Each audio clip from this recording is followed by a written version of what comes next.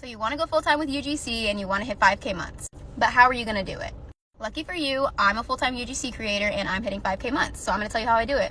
I've shared with you guys the mindset shift and how I'm very much into manifestation, law of attraction, law of assumption, and how it has positively affected my UGC journey. But what I have not gotten into were the legitimate steps that I made sure that I had down before I even went full-time. There's going to be a little bit of tough love here because you guys know I'm spiritual girly. I love to be all positive and happy, go lucky. But the reality is sometimes we need a little bit of tough love to succeed in the things that we want to succeed in. So step number one of what I did to become a full-time UGC creator and hit those 5K months was I mastered my craft, and I'm still mastering it.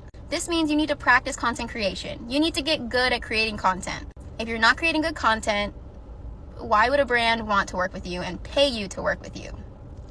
We're UGC creators and we are promoting a service, which is our UGC. If you're promoting a service that is not good, then somebody is not going to want to pay you for that service. But that's okay because there's always ways that you can get better at creating content. I'm still getting better at creating content and this is how I'm doing it. I'm creating my own UGC examples. This means I'm creating examples with products that I have. I'm not waiting around for collaborations to create examples. This is how I practice my craft. I'll even take UGC examples that I created when I very first started and I'm like, ew, cringe. Like I've gotten so much better. I'm remaking those concepts into concepts that I would be comfortable sharing now. And I'm putting them side by side and I'm recognizing the difference. If you go back and recreate a concept that you made your first month of UGC and you do not see a blatant difference in your UGC quality, then there's something wrong. You should always be growing as a creator. You should always be better, getting better. You should always be practicing. Practice your editing, practice your transitions, practice the structure of your UGC videos.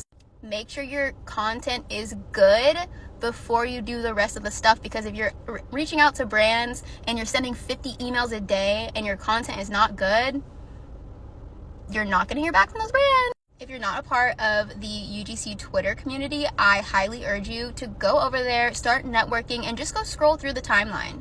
People are giving away gold for free on social media platforms, especially Twitter.